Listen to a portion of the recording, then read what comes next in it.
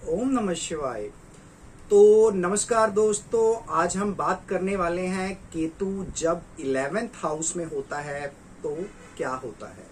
ये पोजीशन आपकी income, friends और डिजायर पर गहरा असर डालती है, क्योंकि हम 11वें घर से मोस्टली आपकी इनकम, आपका फ्रेंड सर्कल, आपकी इच्छाएं को देखते हैं। तो चलिए जानते हैं इनमें जो 11वें घर में अगर केतु बैठा होगा तो आपको क्या रिजल्ट मिलने वाले हैं। ओके, तो 11th हाउस होता क्या है, पहले तो हम बात करेंगे कि 11th हाउस क्या होता है। ठीक है, 11th हाउस रिप्रेजेंट करता है आपकी इनकम को, आपके गेन्स को, आपके फ्रेंड सर्कल को और आपकी सभी इच्छाओं को। और केतु क्या करता है, डिटैचमेंट और पास्ट लाइफ कर्मा एक्टिवेट करता है। तो मैं आपको ये बताना चाहूंगा कि 11th हाउस में केतु अच्छे ही रिजल्ट देता है। मोस्टली आपको मॉनेटरी गेन्स देता है। आपका सारा पैसा खर्च तो हो जाता है पर मॉनेटरी गेन्स जरूर देता है। हॉस्पिटल के खर्चे भी आपको केतु यहाँ पर दे सकता है। ठीक है, तो 11वें हाउस में जो केतु है, इनकम को, उसकी स्टेबल जो इनकम है वो स्टेबल नहीं रहती है, ध्यान रखना। कभी अचानक बहुत पैसा आता है और कभी बिना वजह से उसको लॉस भी हो जाता है, यानी अर्निंग पैटर्न अनप्रिडिक्टेबल हो जाता है। ठीक है, मतलब ऐसे अप्स एंड डाउन रहता है। तो दूसरी बात, लिमिटेड या स्ट्रेंज फ्रेंड सर्कल। तो जो ऐसे लोग हैं वो ज्यादा सोशल नहीं हो पाते हैं, ध्यान रखिएगा। इनके फ्रेंड्स कम होते हैं या अलग नेचर के होते हैं। कई बार दोस्त इनको धोखा भी दे सकते हैं, यानी कि केतु जिनके 11वें हाउस में है वो अपने दोस्तों से बच के रहिए, क्योंकि उनके दोस्त उनको धोखा दे सकते हैं। इसलिए यह धीरे धीरे अकेले रहना ही पसंद करते हैं दोस्तों। तो डिजायर से डिटैचमेंट, यानी अपनी इच्छाओं में भी इनकी कमी आ जाती है। 11th हाउस क्या होता है, हमारा डिजायर्स का घर माना जाता है और केतु यहाँ पर डिटैचमेंट देता है। ओके, व्यक्ति को मटेरियल चीजों में इंटरेस्ट कम हो जाता है, मटेरियल चीजों में इंटरेस्ट कम हो जाता है।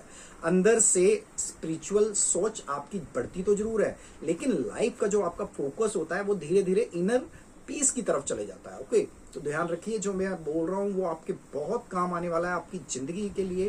तो अगर आप अपनी जो लाइफ का फोकस धीरे धीरे इनर स्पेस पे की तरफ लेके जाएंगे, उससे भी आपको शांति प्राप्त होगी।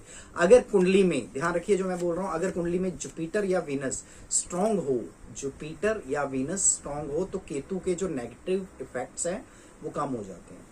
अगर आपकी कुंडली में जुपिटर ग्रह और वीनस ग्रह स्ट्रांग हो तो आपकी जो केतु के नेगेटिव इफेक्ट्स होते हैं वो कम हो जाते हैं। और एक उपाय भी आपको बता रहा हूँ, ओम केतवे नमः, इस मंत्र का आप जाप कीजिए और कुत्तों को जरूर खाना खिलाइए अगर आप केतु के नेगेटिव इफेक्ट से बचना चाहते हैं। तो अगर आपको मेरी ये जानकारी पसंद आई है दोस्तों, तो मेरी वीडियो को लाइक शेयर करें और चैनल को सब्सक्राइब करना मत भूलिए।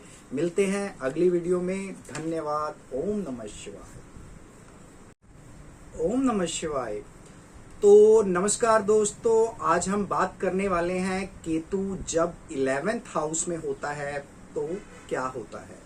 ये पोजीशन आपकी इनकम, फ्रेंड्स और डिजायर पर गहरा असर डालती है, क्योंकि हम 11वें घर से मोस्टली आपकी इनकम, आपका फ्रेंड सर्कल, आपकी इच्छाएं को देखते हैं। तो चलिए जानते हैं इनमें जो 11वें घर में अगर केतु बैठा होगा तो आपको क्या रिजल्ट मिलने वाले हैं। ओके, तो 11th हाउस होता क्या है, पहले तो हम बात करेंगे कि 11th हाउस क्या होता है। ठीक है, 11th हाउस रिप्रेजेंट करता है आपकी इनकम को, आपके गेन्स को, आपके फ्रेंड सर्कल को और आपकी सभी इच्छाओं को। और केतु क्या करता है, डिटैचमेंट और पास्ट लाइफ कर्मा एक्टिवेट करता है। तो मैं आपको ये बताना चाहूंगा कि 11th हाउस में केतु अच्छे ही रिजल्ट देता है। मोस्टली आपको मॉनेटरी गेन्स देता है। आपका सारा पैसा खर्च तो हो जाता है पर मॉनेटरी गेन्स जरूर देता है। हॉस्पिटल के खर्चे भी आपको केतु यहाँ पर दे सकता है। ठीक है, तो 11वें हाउस में जो केतु है, इनकम को, उसकी स्टेबल जो इनकम है वो स्टेबल नहीं रहती है, ध्यान रखना। कभी अचानक बहुत पैसा आता है और कभी बिना वजह से उसको लॉस भी हो जाता है, यानी अर्निंग पैटर्न अनप्रिडिक्टेबल हो जाता है। ठीक है, मतलब ऐसे अप्स एंड डाउन रहता है। तो दूसरी बात, लिमिटेड या स्ट्रेंज फ्रेंड सर्कल। तो जो ऐसे लोग हैं वो ज्यादा सोशल नहीं हो पाते हैं, ध्यान रखिएगा। इनके फ्रेंड्स कम होते हैं या अलग नेचर के होते हैं। कई बार दोस्त इनको धोखा भी दे सकते हैं, यानी कि केतु जिनके 11वें हाउस में है वो अपने दोस्तों से बच के रहिए, क्योंकि उनके दोस्त उनको धोखा दे सकते हैं। इसलिए यह धीरे धीरे अकेले रहना ही पसंद करते हैं दोस्तों।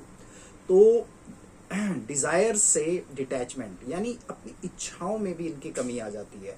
11th हाउस क्या होता है, हमारा डिजायर्स का घर माना जाता है, और केतु यहाँ पर डिटैचमेंट देता है। ओके, व्यक्ति को मटेरियल चीजों में इंटरेस्ट कम हो जाता है, मटेरियल चीजों में इंटरेस्ट कम हो जाता है। अंदर से स्पिरिचुअल सोच आपकी बढ़ती तो जरूर है, लेकिन लाइफ का जो आपका फोकस होता है वो धीरे धीरे इनर पीस की तरफ चले जाता है। ओके, तो ध्यान रखिए, जो मैं बोल रहा हूँ वो आपके बहुत काम आने वाला है आपकी जिंदगी के लिए। तो अगर आप अपनी जो लाइफ का फोकस धीरे धीरे इनर स्पेस पे की तरफ लेके जाएंगे, उससे भी आपको शांति प्राप्त होगी। अगर कुंडली में, ध्यान रखिए जो मैं बोल रहा हूं, अगर कुंडली में जुपिटर या वीनस स्ट्रांग हो, जुपिटर या वीनस स्ट्रांग हो, तो केतु के जो नेगेटिव इफेक्ट्स हैं वो कम हो जाते हैं।